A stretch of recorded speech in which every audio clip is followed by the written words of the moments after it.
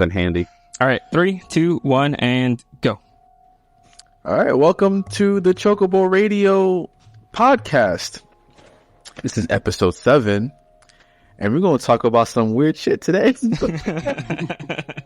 But before that, we're just going to go ahead with watching the trailer. Before that, we have a couple guests. We have Sigmund. What's up? How's it going? And then we have Murdy Mort. How are you doing? Good, man. How are you doing?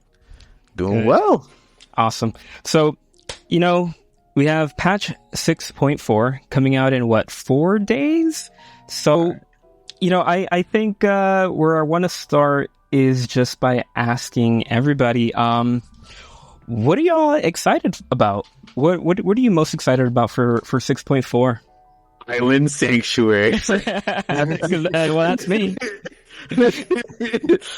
My sea crownies are ready for that. Most excited for the grinds. Only because there's going to be so much to get, and this is the long stretch before the expansion, like the next expansion. Yeah. What about you, Murdy? Probably the Savage rating. I only was able to clear 3 of the last Savage raids, so I'm hoping I can full clear this tier. Oh, nice. Yeah, I really, really, really want to get into Savage rating. Like, it's one of my goals for the game. It's just, let me ask you this: how much time are you putting into these raids? At least last tier, I was doing 8 hours a week, which is on the lower end for my understanding. Mm-hmm. So that wasn't too bad, but I don't know what it'll be like this time, because I'll be looking for a new group and everything. But wait, did your static fall apart or something? What happened? no, I had a work schedule change, so it wasn't a drama thing or anything. It just kind of didn't work anymore. Yeah, I get you. I feel that. Mm-hmm. Yeah, and then some. I got changed up so much that I lost my previous raid groups and stuff after Shadowbringers. So I got to complete almost every single thing with Shadowbringers, but going into Endwalker, it's been kind of back and forth. I see. Yeah, it was the same thing with me. Like I had like a week 2 clearing, and what's it called? The first tier, what's it called? Asphodelos. Yeah. And then like I had to quit that group, and then now it's just like, do I even want to do it anymore? Because I don't want to go into TF, bro. But I'm have to. Yeah, it is a struggle. I will say that. But you just got to do what you got to do for the gear and the weapons. Am I right? That's right. But like the gear don't even look all that good though. I mean, like, especially. I really like. I love the gear for the first tier. I will say I think that's my favorite so far. Yeah, especially so that Reaper scythe. Oof. The Machinist set looked way better in tier 2. I thought, at least our first tier set was kind of awful. That's true. Couldn't go wrong with the Warrior hammer though. That was pretty good on the first tier. The Windows XP. Well, you gotta really drop it down and go do do do do. Shut them down. So we've been doing the show for about 7 episodes now, and one of my favorite questions to ask is, how did you get into Final Fantasy 14? I think everybody has an interesting story, so I think I'd like to start off with you, Sigmund. How did you get into this game? Well, I've been playing Final Fantasy for the longest time, and I'm going to age myself for you younger gentlemen here. I was playing Final Fantasy XI on dial-up, of all things. So the old classic. Yes, right. Yeah. I've been around for that long playing Final Fantasy games. That's right. What was your take on 1.0? Or did you even have any idea what was going on with that? Well, with 1.0, I will say it was terrible. You don't even start on Gridania looking like the worst maze you have ever seen in your life. It was honestly terrible. They tried too much to make it like 11, and it just was so glitchy. And then as patches came, it was good to see the meteor come and destroy it all.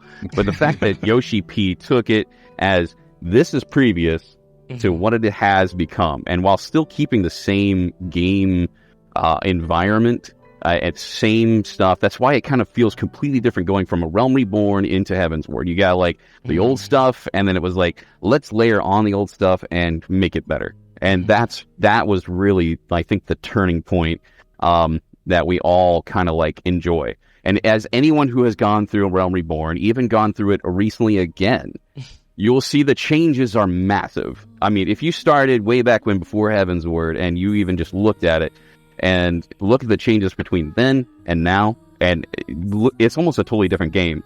My girlfriend, when I first got her involved into it, she plays too. Nice. She got into it like right around Shadowbringers before Endwalker, and she's got everything mixed out, up in the same tiers and having fun with me. Little anxious on the tanking side, but I got her taught up, and she's happy about that. Seeing those changes, even going through the story with her, helping her go through as the Sprout, be like the mentor side to that. It honestly, seeing it through her eyes, you actually are forced into the Crystal Tower instead of it being optional. The amount of stuff that has changed, it is incredible to look back at that 10-year journey, especially seeing it through somebody else's eyes. So I think with Final Fantasy XI going from there, and then also previously almost every single Final Fantasy. That has been, even doing the translations for 5 just because I got a Super Famicom and wanted to play it on that, and or Second Densetsu 3, Secret of Mana 3, before it came out over here, and I actually think GameFAQs still has one of my translations from way back in the day in Japanese. Wow, so that was look at you. Yeah. So since you played all the Final Fantasies, basically, what is something you want to see from those games, or all the games, into 14, other than Golbez? So Golbez is already here, obviously. So. Okay. So, having seen how they've incorporated every single Final Fantasy into it, honestly, the fact that 4 has been prevalent across Endwalker has been a really amazing nostalgic thing. Now, a lot of people who have played the previous Final Fantasies, even if they went into Bozja, where it's just like, hey, this is 12. This is 12, and then you have the mix of the raid from Stormblood, the lighthouse and everything for Final Fantasy Tactics, taking that. They've incorporated it in such a good way that if you are a fan of it at all, you are going to have something for everybody. Friend, the only reason why you guys have the bunny race at all is due to 12. Yeah. See? That's what I'm talking about. The men were the ones who hid, didn't have that, and then we move on, and then we have like amazing things. It took forever to get us the male bunnies, but at the same time, at least they got it in there. Yeah. And then don't even think about the fact that Hrothgar built off of Final Fantasy X. Oh, yeah, interesting. Get old Kamari. I was surprised that they actually added him in there, like that one. That's like so. Oh. Who asked for that? But at the same time, I'm not mad at it's there. Like I'm saying. Yeah. Yeah. How about yourself, Murdy? How did you get into this beautiful, wonderful, best game ever? So I actually came over from World of Warcraft a couple years ago. I was in that original like huge push of people coming over, so I've been here ever since. Yeah, interesting. Welcome to the community, man. You have been saved. Yes. It's funny because I never played WoW. This is actually my first MMO that I've actually played, but I guess you can say that I came along with a lot of the WoW.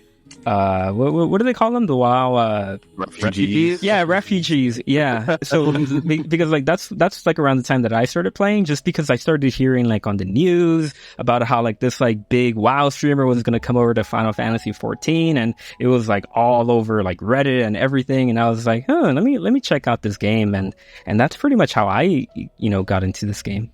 Oh, so you're one of the people who crowded the servers. Hell yeah. Oh man, it's like that though. Every expansion, I will say. Maybe not as much as the last time, but this was the culmination. Yeah. Nah, it was it was literally the final days on this. I remember. I still remember. I would have to wake up very early in the morning and just sit in queue for like 2-3 hours just so I could play the game. Is that how every single expansion, like new expansion goes? No, It was just no. I was just with y'all. Yeah. Funny story about that. Uh-huh. Go ahead. No, actually, I'm wrong. Mm. If you were here in Stormblood Early Access, That's true. because it wasn't because there were too many people, it's because the servers were the servers kept exploding. Wow. Yeah. But yeah. Funny Go ahead, story about the time with Endwalker. Mhm. So again, having the girlfriend involved, it was pretty awesome because she was doing work from home while I was doing work. So Yeah. the good old cell phone login remotely, and then she was just keeping us logged in the whole time while she was going out shopping. She was just sitting there having both of us up on it and tapping, making sure we didn't log out with that 10-minute time frame. Wait. Can you explain what you mean by the cell phone logging? Okay, so you know how like you have remote. Okay, so I work in computers, Mm-hmm. and I've been in IT for a while, and I'm me and Morty were talking, and he's also in IT too. So, you know, having that background, thinking about remoting into people's computers.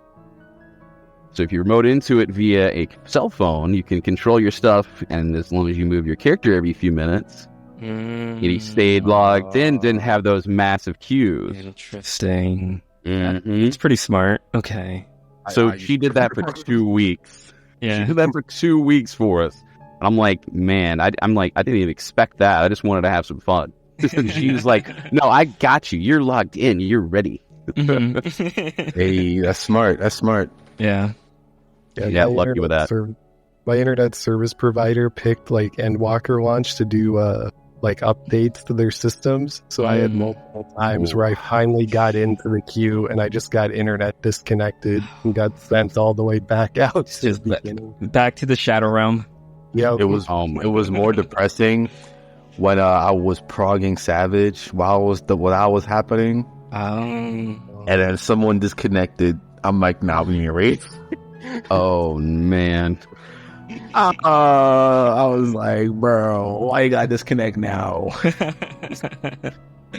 2-minute or 2-hour break rather. Yeah. Oh, my goodness. Mhm. So It happened a few times to me, too. Oh, my Yeah. gosh.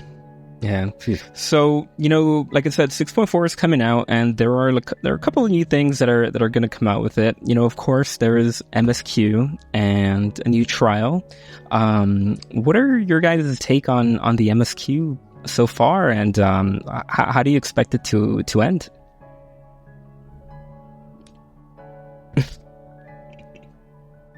It's a good question. Yeah. I really loved like the whole Endwalker MSQ and how they wrapped everything up. I thought that was really, really good. Mm-hmm. And I've really enjoyed like, even though I don't have like the background of playing Final Fantasy games that Sigmund has, like it was really cool to see like, you know, Rubicante and Barbaricha and now Golbez show up again. Yeah. Truthfully, I don't know where they're going to go after this. It'll be I don't envy the writers there, but So I've heard the speculation has been Zero is the potential bad guy across many different platforms, where we all are talking about that. Now, the only thing that makes me think that she's not the one is because, again, the background. In Final Fantasy IV, if you've played that story at all, you would know that there is another force controlling Golbez, who is actually the main character's brother, in a sense, born of light. So, sharing that fate and just seeing what we saw in the trailer a little bit ago, we saw a guy holding a sword, and he was going around, kind of like going through Zero's memories. Are we going through those memories for him? Are we learning about the backstory of how he became the evil one and how he descended into darkness? Now we got to get him through the ascension of light and then find out who's actually controlling him. So we have Zero Mus, and that's the typical enemy in 4. So I mean, I haven't seen the twins turn to stone like Palem and Porum, but those were actually some of the, pre-order bonuses and getting them early type of thing for Endwalker. So we got a possible tough call to go on. Yeah, the one thing that I keep coming back to is where is the Watcher on this moon? Because I think if I have my lore correct, there should be one Watcher in every single shard and every single moon. Yet, where is this guy on this moon? Well, do we go to the moon in the 13th though? I mean, looking at the trailer, it looks like we are. We're going to the moon. Mm-hmm. Okay. That's where we're going to. Yeah. Got to rescue a dragon sister. Yeah. Let me ask you this more. Is Zero going to make it to 7.0? I got a feeling she's not. Oh, don't say that to me. I love that character. I love the character so much. I do too. I hope she makes it to 7.0, but yeah. I just got this feeling she's not making it. My heart's broken. Sigmund, what do you think? Okay, so going back to a wonderful guy that would sit there and go, and, we haven't even gone to Mysidia. Okay, so this is how we're bridging that gap to go to Mysidia, and with every single black mage and white mage is the home of in Mysidia and 4, it's a possibility. So we could be bridging that gap to now we're going to actually go get crystals to possibly do the new story. I don't know. But at the same time, I don't know if we're actually going to lose anybody on that. At most, we're going to probably lose the Dragon's Sister. Only because it's going to enrage a certain person, and we'll probably have a little bit more character development based upon that. I mean, something's going to... I mean, she's not tapped yet. She's still alive. She's still hovering around that throne. Is she being tainted? Is that what's going on with Golbez having a dragon? You never had a dragon before in 4, so... I don't know. I thought there's a lot of... He had like a shadow dragon in 4. He didn't really have a shadow dragon in 4. He had... he would summon a shadow dragon, but are they kind of incorporating the sister turning into a shadow dragon because he finally taps her aether and drains her dry, and then we fight him? I don't know. But knowing the writers and knowing how much they have kind of shocked me, because this isn't like any other Final Fantasy. They've given us stuff from everyone, but they've done their own thing. I don't foresee the twins turning into stone, but we do have 2 twins from 4. Completely different. But that's why I say I don't know. Because I kind of agree with you, and the reason why I do is because I feel like someone has to die in this story at some point. And I don't think we've necessarily had a death in the game since...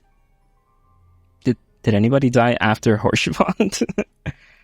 I don't remember anybody. Nah, yes, there was quite a bit. Yeah. No, yeah.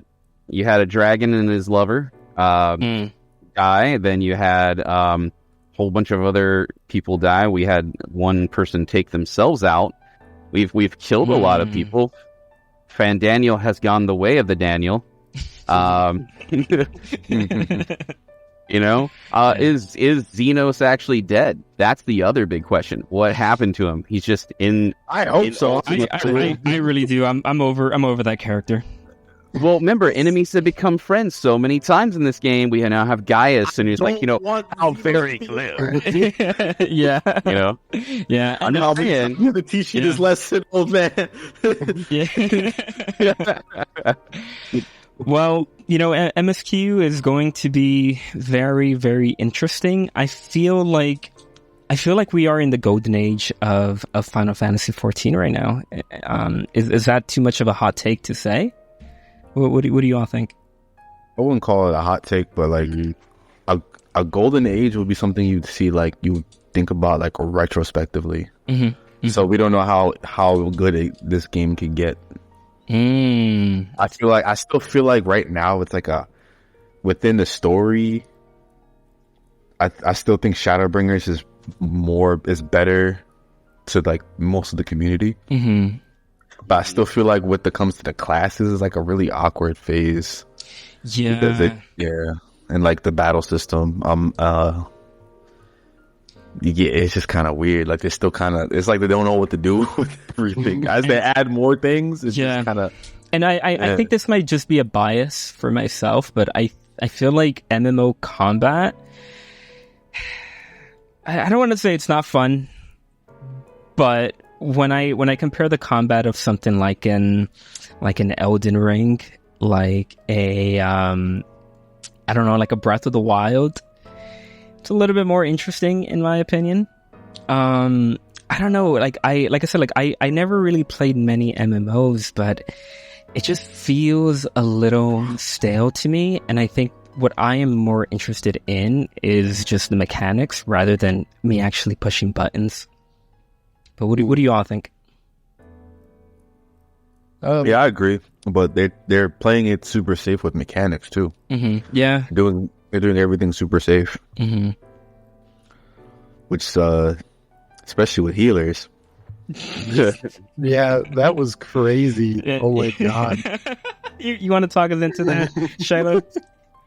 What happened? What happened? Why is Reddit? What are healers for? Like what they here for? That's to adjust. That's what it is. So here's the thing. Some stuff out the party, not coming to these people who playing top because they don't need them at all. Yeah. So let me ask this to anybody who's played any other MMO. Compared to healers in Final Fantasy, what are other MMOs doing that makes them better? Well, you're definitely not clearing a mythic WoW raid without your healers. I'll tell you that. Lost Ark kind of has like, they don't have pure healers, but they're kind of considered support classes, so it's a lot more like shielding and things like that. Mm-hmm. Yeah, I think given the current top situation, I think Final Fantasy might need to revamp how things are working a little bit. Yeah, I would say also Scholar has had like the least amount of changes out of every single one of them. Mm-hmm. And also, I don't know if you guys remember the beginning of Endwalker, they were saying like it was going to be, well, you have to have one person that's a shield healer and one person that's that, and no one would be able to be in the same party unless they were this way. Mm-hmm. You know, you would only have one shield healer and one normal healer, and they were categorizing oh my goodness. They were categorizing, White Mage as one of those that would be the main healer, and then you had your shield healer. Yeah, exactly. And they didn't even stick to that at all. That was like not even done in the first week or anything. Like I feel like they unpatched that to actually make it relevant. Mm-hmm. So think about that. That wasn't even addressed. I don't even know if anybody's even thought about it. I think that was more in terms of like how are they going to make the healers, because Sage and Scholar are both shields, and then Astro and White Mage are both pure healers. So that's just how they've basically, like in A Realm Reborn, it only had White Mage and Scholar, so they made everything based on having one of each. Tanks are different because it's just like as long as they both could tank and do damage.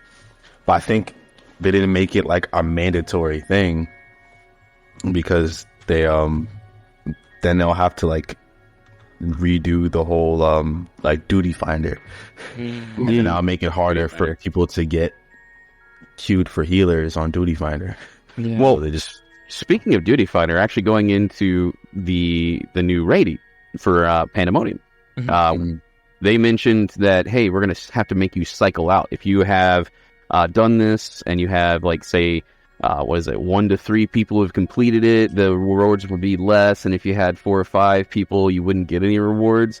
I think this is a way of trying to be like, hey, don't be elitist, have everyone cycle in, go into Party Finder. I feel like this is their test. If you notice, that's the one thing that they're really doing this time. It's different. They're reducing the rewards based upon your completion, and you can only get it based upon that and your party makeup. That's an interesting turn of events.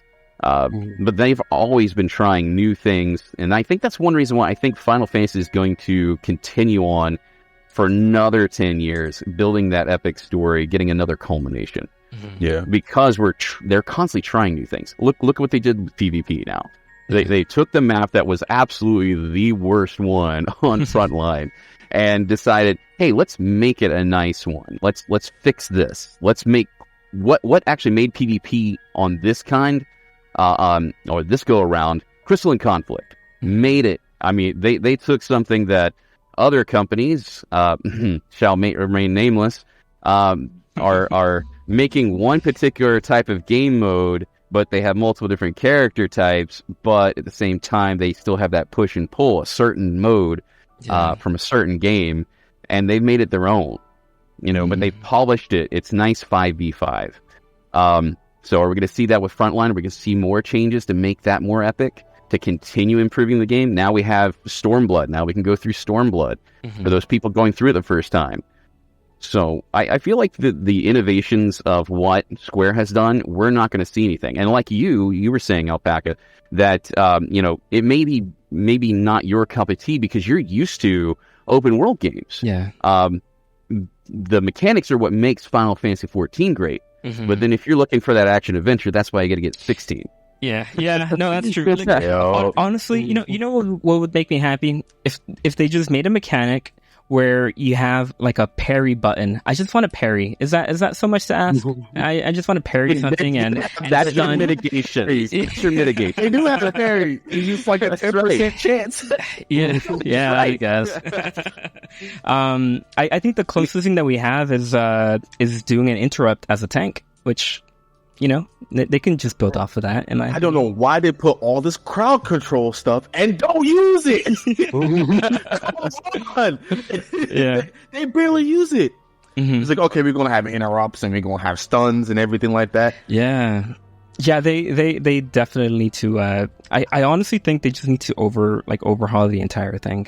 I think it's getting a little stale, and I think it's time for something new.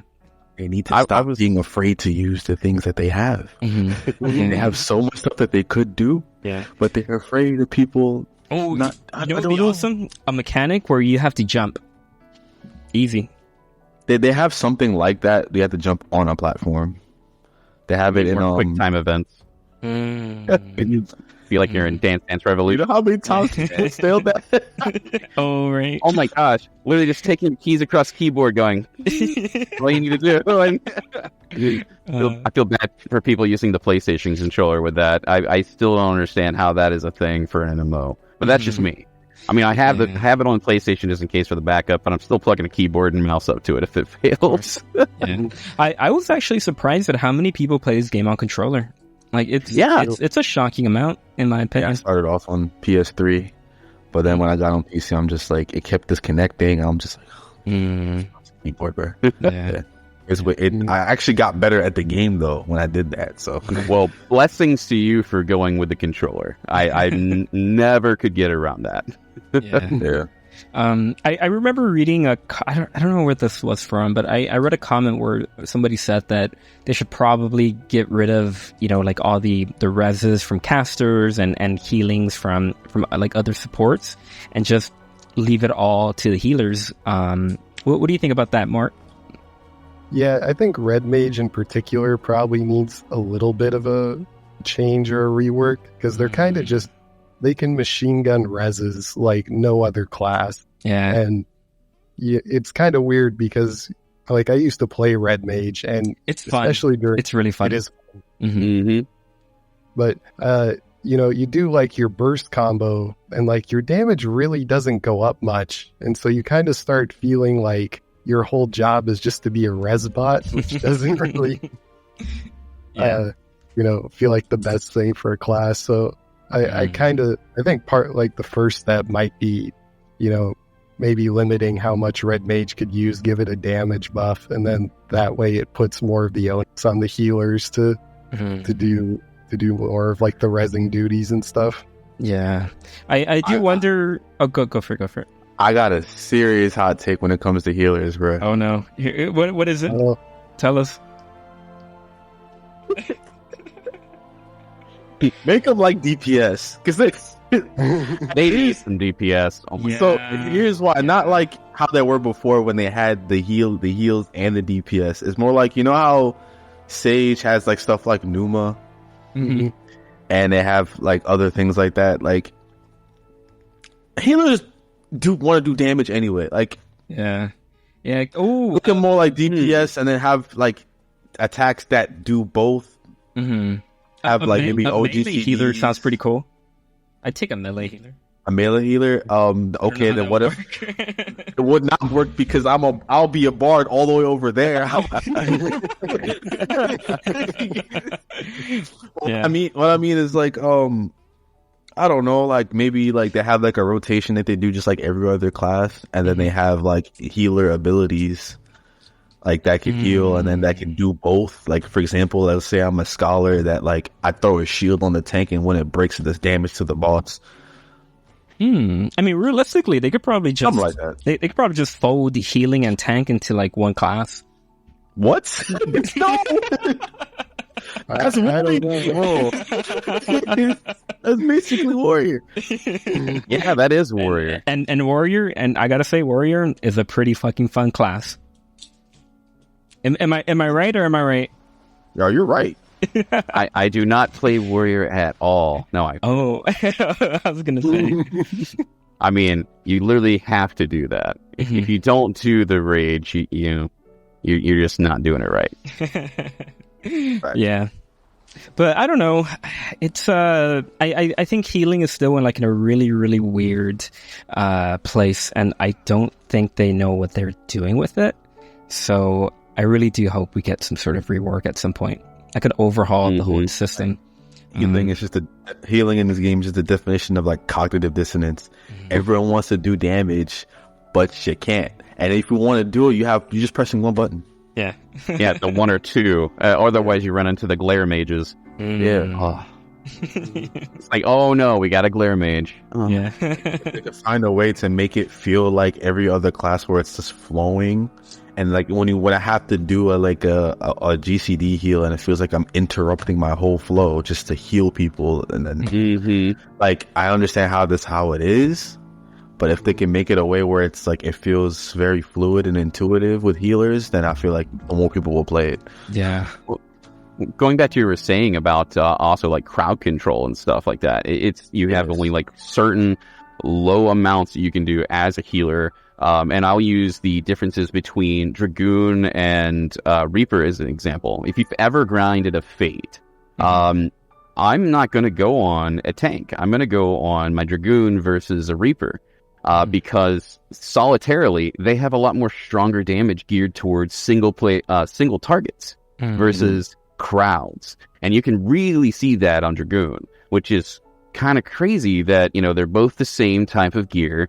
Obviously, except for the weapon. Yeah. But at the same time, those abilities really do not help the crowd control, even for the new class they just made. It's just not as strong, but they're supposed to be both in the same category. But, if you do Monk or Samurai, they have a lot more crowd control. Seeing the difference between them. Ninja kind of stands on its own because it's got differences. But, going from your melees, that's the give and take. You have your healing abilities, and that stops you from doing your rotation and stuff. But as a melee DPS, you got to get away from anything. Otherwise, you're going to be that guy just taking the damage, and nobody likes to heal that damage, especially because you're going to be a floor tank. That's the thing. I remember them saying before the expansion, saying like, "Oh, we got white mage with stun, so we're going to give every other healer something that's like similar to that." And they never did it. And then Scholar just got the ability to run fast. Yeah. Give everyone run fast. That ability is OP, and they nerfed. They have to nerf it. Yes. I was like, yo, Sonic, like making everyone run fast like Sonic the Hedgehog. Like, that was pretty cool. It was pretty cool. I like it. I also missed Reaper's. I also missed Reaper's shield when it first came out. That was awesome. Yeah, that's cool. Yeah. Do miss that ability. It's like the Dragoon ability in Heaven's Ward. I missed the pole dancing. The good old pole vault move. Yeah, everyone used to spam that like crazy. Yo, it's just like with the classes, not even classes, like in this game in general, they play it safe too much. Yeah, like they do try things, but they don't think outside the box at all. They just kind of just tweak here and there. I will say that the way that they're going to be handling potentially the next expansion, and I don't know if you remember hearing this or not, but they were saying the next expansion may not have typical classes you would see in Final Fantasy. They're going to have classes that you've never seen before. Yeah. Just kind of like Reaper is not a though. typical one. Like thematic. Like thematically, yes. But I'm talking about like mechanically. They don't really think outside the box mechanically. Yeah. Well, maybe with the graphical upgrades as well, they may be doing something like that. All right, here's my hot take. I think it's time to get rid of the GCD. And do what? It's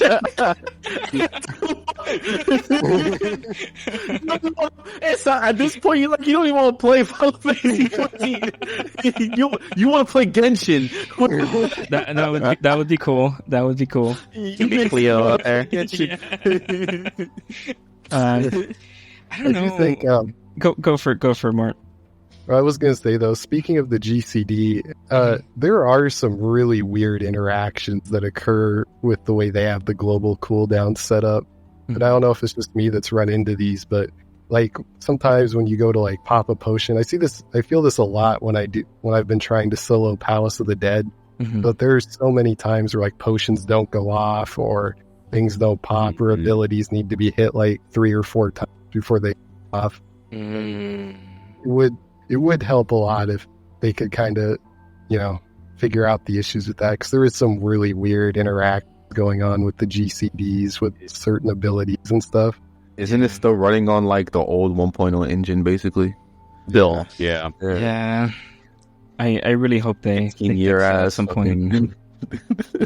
We'll see what happens with the newest one. Yeah. Now you did bring up the graphical update, which I do want to talk a little bit about. What are you all expecting? Because I've said this before in the show that I don't know what to expect. I don't think I'm going to be disappointed, but I feel like if there really isn't any sort of substantial difference to how it looks now and how it looks after the update, I think I'd probably be a little disappointed. Well, but what should I expect? My prediction is like, you know how it looked in 1.0? Like it looked like 1.0 was trash, but it looked good. Yeah. So it might look, version of 11. Yeah. it might look like that, but maybe a little bit more modern. That's what I think. Because the 1.0 stuff. They only did like a small, like, hey, this is a possibility, and it looked like enhancements. That way, maybe if like you were gaming in like 4K or something like that, you would probably see a lot more detail, perhaps the draw distance. Yeah. Getting back to it, you had mentioned you started on PS3. It's kind of the same thing with like Destiny. You had the old hardware was holding it back, and that's why they said that you couldn't have additional things. And then finally, you're like, okay, no, we're not going to have this anymore. We're going to cut it off right here. PlayStation 4 and Xbox One now have these updates. And you can't play this anymore. You have to buy the new system in order to play. I think we're right there as well. PS4 is kind of holding it back a little bit, and I think that's one reason why we don't have giant glamour chests that are like that, because we're going off of a limitation of the hardware. And then thinking back to the reason why we had Nullfall in the first place, the dual aspect of God, because let's face it, they had to quickly just get things into the game for PlayStation. And that's why we had the guy saying, hey, Thal's balls. And that's why he wanted to make the dual aspect of God, because they just threw everything in there for PlayStation just quickly. And if you think about that, they had to quickly do that. That's still holding us back. And I say that because Destiny was the same type of thing. You had the older systems, Xbox 360 and PlayStation 3 holding that back. Think about this giant MMO that's built off of it. Yeah, I can't wait till we get a Final Fantasy 14 2 or Final Fantasy 14 remake in like 10 years. That's going to be awesome. That's going to be awesome. Final Fantasy 14, the new class. Right. the new one, which is going to be the subtitle. Yeah. If they do make a new MMO like that, I think it might be more what you might be looking at Alpaca with the open world and the a more action oriented combat, because it works for 14, but then I don't think that's going to be something that's like more, because Square wants to have more of a mass appeal now. Yeah, especially since they're switching from turn based to more action combat at 16. I feel like they're gonna have that approach, like in the future with another MMO when they want to make one. Yeah, you know what? If they ever want to just print money, just make the 14 story with the combat of 7 remake. That's all they need to do. They would literally print money. But is how they execute it? Yeah, how they execute it. Yeah. I really do hope Yoshi P, he ends his career by doing the next Final Fantasy MMO. That'd be a pretty cool send off. Like, let him cook his own from the start, because he cooked. He cooked with like whoever was doing 1.0 had the kitchen burning, using rotten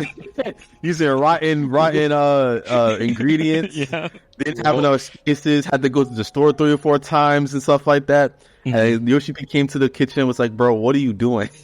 Well, you know what I think was the biggest problem with 1.0? What's that? They contracted that out. No one in Square was involved except for a little bit of writing. And they contracted out and said, "Hey, this was 11." And they went, "Okay." Cut and paste. Practically. So you tell me they hired a taco truck to make a 4 or 5 course meal? They're like, "Hey, this 1-star restaurant, let's get them to make the 5-star." Yeah, it just didn't work. Now, however, thinking back to what you were saying, what are they going to do with their MMOs? I'm kind of curious to find out what they're going to do with one of their other franchises, Dragon Quest Online. Because they actually have that going for, that's a huge thing in Japan. That's literally a national holiday. Yeah. Yeah, they're actually working on that. So depending on what the direction they go in that, I mean, are they going to be more action-based for that? I mean, we could potentially see it depending on the success of that. Wow, that's true. And Dragon Quest is a special place in my heart, man. I was playing it back when it was called Dragon Warrior here in the States. I didn't even know that was a thing. Yeah. Again, I'm old, unfortunately. Not unfortunately. Yeah. That's right. Age before beauty, right? So let's see. What else is in 6.4? We have Tataru's Adventures. Is that something you all are playing? I'm loving the story of Tataru's Grand Adventure so far. I think the outfits so far. Oh wow. I mean, we have Gaius coming back, right? I mean, that sounds pretty dope. And it's been a while since we've seen him. Yeah, I've seen him enough, though. I'm glib enough for everybody. And do you believe in Eorzea? How very glib. I have red clothes. Yeah, we also have Island Sanctuary getting a pretty substantial update, in my opinion. I think adding the furniture stuff for Island Sanctuary, I think that's really going to make it. It's going to bring some life into it, in my opinion. But what do you all think? Is Island Sanctuary something you have even touched, Shiloh? No.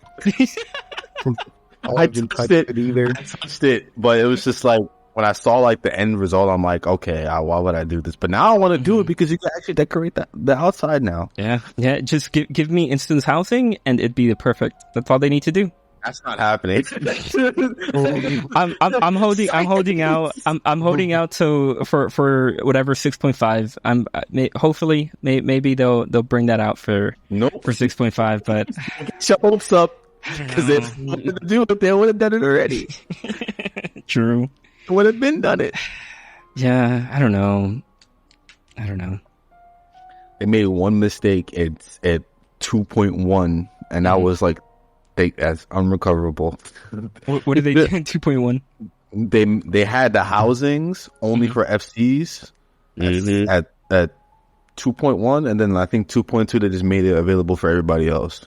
For like solos, and after that it was just over. Interesting. They can't just take it away now and then Mm-hmm. I can't just add more because that was just server space. Yeah. I wonder. I do wonder if like what if they just doubled the size of apartments? I wonder if that would make people happy. No, people want land, bro. They want land. They want a house.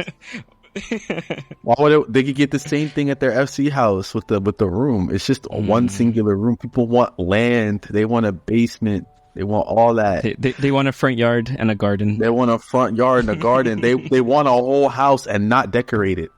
Housing stab dream lottery. Yeah. That's what we wanted. But I will say that I switched servers and I had a house and I was like, nah. And I did get lucky on this time again, going to Behemoth, and getting another one. But if I got lucky twice and I got through the actual click over the bots, it's not the best experience. And almost every single game I've ever played that was MMO based, and going back to the days of Ultima Online, that was terrible for housing. I mean, I was like, okay, we're going to just basically make it to where everywhere in the entire game has housing, but you have a finite amount and you can't be next to this house if you have so much space. So while they've got set areas, you're right, instant housing. I don't understand, and I feel like the island is the way they start getting into that. And if nothing else, this will allow people to actually have that somewhat of a genuine housing experience.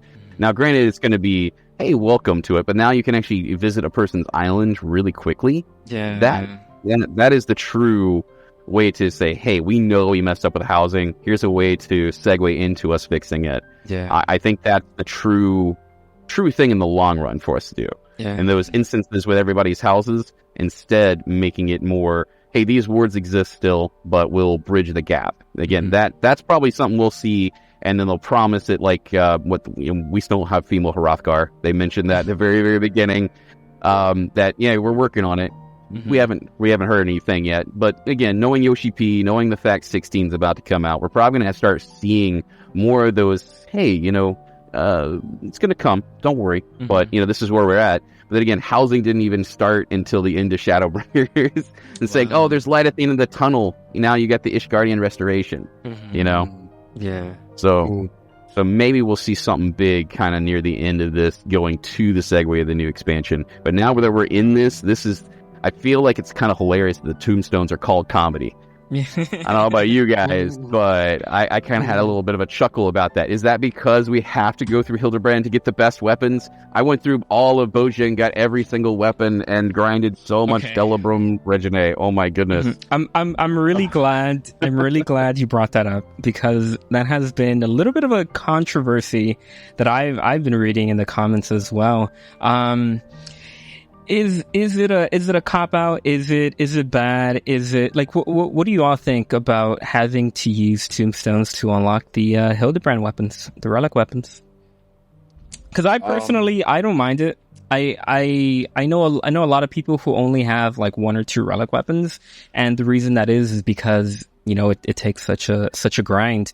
And the way that I see it is that with just being able to use tombstones, it allows me to unlock all of the weapons fairly simple, in compared to how it was before. So that's why I am personally okay with it, but I'm curious to hear what you all think. Who's going first? Go for it, Shayla. So it's fine that they're using tomes, but the only reason why it's like, can they use Criterion dungeons for something? That's a great opportunity. I all you gotta do. Yeah. I honestly see no point. Go ahead. Sorry, Mort. Oh no, you're good. Yeah, I was kind of sad that they weren't adding more stuff for Criterion and dungeons in this patch. You mentioned that. Yeah.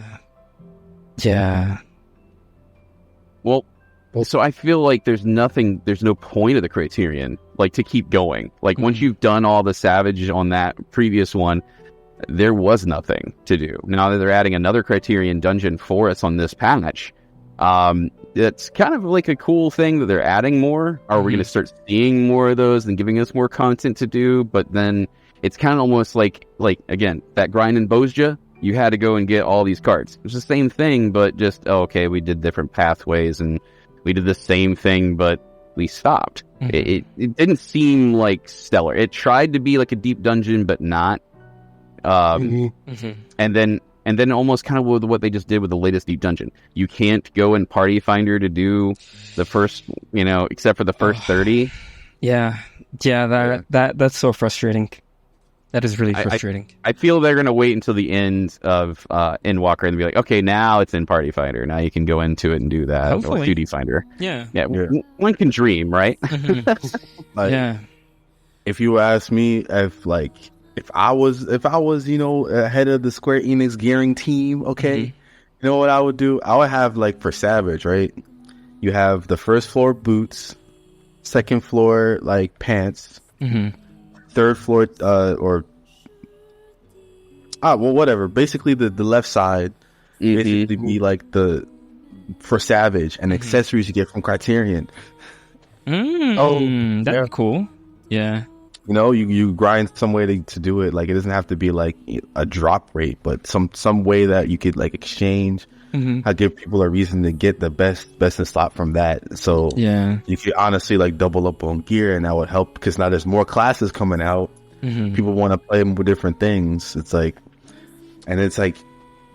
all the melees have different gear sets. Yeah. All like, there's a bunch of different gear sets for everything. It's like, okay, like I want to play this tank, the DPS and this other DPS, but then I want to have the best gear, but I have to wait until I gear this to best in slot first. This is my main. Yeah. And then by the time I get this one to best in slot, it's like at the end of the tier.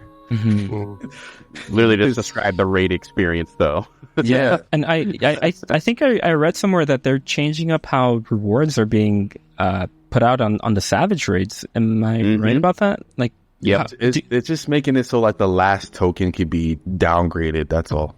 That's and they're making it so chest drops off of the third boss instead of the fourth, I think, as well. Yeah. I think that's giving you more opportunity. Yeah, I think that's pretty good a way of doing it. Yeah. We did talk about that earlier about the cycling in and out for other people. So that's another reason why I'm like, that honestly is what's getting me. I'm like, well, it's already hard enough to get a group going, and now you get to cycle in more people. That's what I'm really worried about. Because like you had said, you want to do Savage raiding. Is this the segue to get you into Savage Raids, Alpaca? I mean, that's the thing. I mean, I have enjoyed the heck out of Savage Raids when I have time, but getting together with that static that has progressed, now we got to bring in 2 or 3 other people that have never even done it, and to get half rewards and help them. It's good, yes. It's good to help people, but at the same time, I'm already sinking a lot of time into it. And that's the problem. And I feel like I don't know if this is going to be a good or bad thing, and I hope that Square kind of like gets their data quick, because I don't know how that's going to affect it. More, what do you think? I have no idea. I know you were having to get that last tier, but I mean, you at least were able to make progression up to that point, and you felt like, okay, I did it, and I beat it, and I got something. But what happens if you beat it and you don't get anything? It's already like almost every meme that we've ever made about loot drops. It's the worst thing ever to not get something, and now they've literally just said, hey, by the way, if you guys want to do the hardest things, sorry, you gotta get extra people. Now you ain't gonna get anything. I honestly feel, be still my heart, Square. No, don't do this thing. I feel like the lockout thing, I feel like it's just like if you've done it already, then you're locked out the gear. I don't think you should punish people for not being able to get a whole group. You know what I'm saying? Even if someone has cleared, because like I said, at the end of the day, it's not like, it's like, what is the harm in letting people have the gear, letting people like have the chest drop? What is the harm for making the game more fun? Exactly. They do it with everything else, so I don't understand why they have to be like if 4 people already clear. I guess people don't. You want to have people get carried, but at the same time, people do that on the side anyway. Yeah, but I don't even. I still don't even know why they have a cap on tombstones for that matter. Like that's to keep you going though, as through the patch content. Yeah, that I understand the tombstone cap. Because they don't, because if you have everybody rush everything, and they're afraid someone's gonna no life it and like play for 48 hours and cap all their tombstones in like 2 days, basically. Yeah, I'm sure somebody in the chat would probably do that. Yeah, like you were saying, the relic weapons and the tombstones. You know, people that only have 1 or 2, and here I am sitting here with all of them, and I had them in the second week. Wow. How'd you do that? Hunt trains. Do not forget your hunt trains. Do your hunt train, get your tombstones, be done in a day. Don't do dailies. Do hunt trains. It is the best way to make tomes. And I have literally been making so much gil hand over fist. I'm sitting at like 350 million at the moment because of just selling. Dude, just selling the stuff that you get from the tombstones. You know how you get the Endro clusters and Dendro clusters? Dendro? All I do is change those into materia, and I just sell it on the market board, and it's like 2 million there, 1 million there, and I have 400 stacks of the things right now, and I'm gonna save them right for patch day, and I'm gonna sell them and keep like what I need for my gearing up, and that's it. Hey, can I borrow like 1 million gil? I'll pay you back, I promise. You, fam. I got you. Come on, bro. Let's go. Now, however, my girlfriend likes to steal a lot of mine, so it's also fielding her stuff. She'll log on my character and take some, but when I hit my first mail, I was so happy. You're the best. You're the best, Shiloh. It's like okay, here we go. Let's get this. I can afford a house now. Let's go. Like have some gil. Yes. Oh my gosh. All right, Mort, you got to cough it up as well. No, I'm kidding. Mrs. Collections. Are you paid your taxes? Oh gosh. Wow. That's great. Well. Oh. You know, I really do want to thank you all for joining us today. This was really, really fun. 6.4 is out in 4 days, and I'm excited. I'm nervous. I feel like I'm gonna cry when I go through MSQ, but I don't know. I know a lot of people have been saying that Endwalker is a little disappointing, that there's a content drought, but I personally, I'm loving it, and I am I can't wait to see what happens in 6.4, and then 5, and then 7.0. So again, thank you all for joining. I'd like to give you all some chance to just plug your socials, talk about what's coming up in the future. We'll start off with you, Murdy Morts. What's going on? So mostly just making TikTok content and doing some streams on Twitch under Murdy Mort on both. Also have a YouTube channel, but it's kind of been neglecting that. So mostly just on Twitch and TikTok at the moment. Nice. And yeah, stream a lot of deep dungeon content, some raiding, some mount farming. Have you gotten to the end of Eureka Orthos? No, I haven't started Eureka quite yet because I just got stuck at floor 190 of Palace of the Dead on my solo run, and I'm so close. I want to finish it. I know that feel. Yeah. What about you, Sigmund? How can people find you, and what do you got going on in your life? Well, having come back, I think I mentioned this to you earlier, Alpaca, that going back from the terrible social side of Facebook, giving TikTok a chance. I had like 40,000 followers on a Facebook thing, and made quite a bit of money in 3 months' time, and then they did that shadow banning that they love to do, banning you for something that they flag as inappropriate or something that is not even appropriate. and completely segueing it in, and having lost my mixer and stuff, and then that transition, it's the rebuilding time. So TikTok first. Once I get the 1K, then I'll plug a link. Let's go and do a link tree and get it going, and change the stream lack of setup to something better in the long run. So we'll see some things from me probably pretty soon. And I just actually started getting on to Twitter, so it's just at Sigmund Game, and then Sigmund Gaming on TikTok at the moment. But careful on Twitter. Yeah. I totally forgot to ask. I am loving all of your like merch videos where you show like your figures and all that stuff. I wanted to ask you, how many do you have? Because you have like 10 videos already, just like showing like your figures and stuff. That's gonna continue for quite a while. I don't have an exact number, but as one reason why, you get the Elpis flower. I've been meaning to make a video off of this for like 2 weeks now. I have to say, my Elpis flower is there. I do have one. This little guy I haven't even gotten the batteries for, but he lights cute. up. I don't know if you saw I have a sticker of that. I have a sticker. Yep. And then I have a freaking painting over here that I got at Anime Expo. Now, I don't know if you had gotten the chance for the Butterfinger one, the chocolate mount, but because I sit at 200 mounts currently, I had to make that one an actual priority.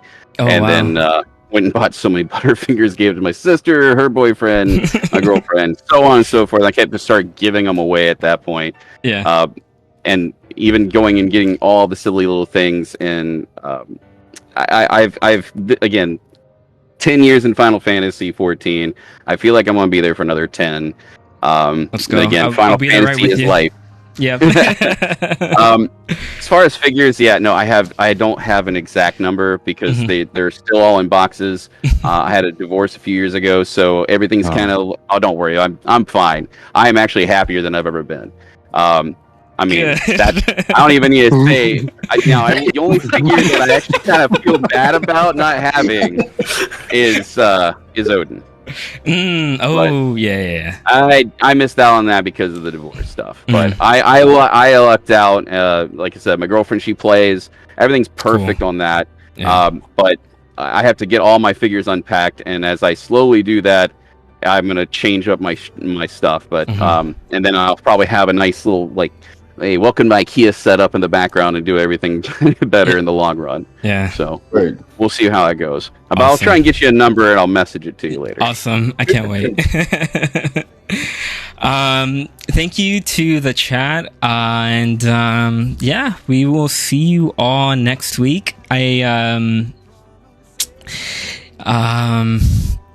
a pretty big podcast episode next week. It's actually going to happen on Sunday, the 28th, but I have about 3 pretty big lore content creators that are going to come onto the show, and we're going to just have a pretty big discussion about MSQ. So please feel free to check that out. And thank you again for showing up, and goodbye, everybody. Bye-bye.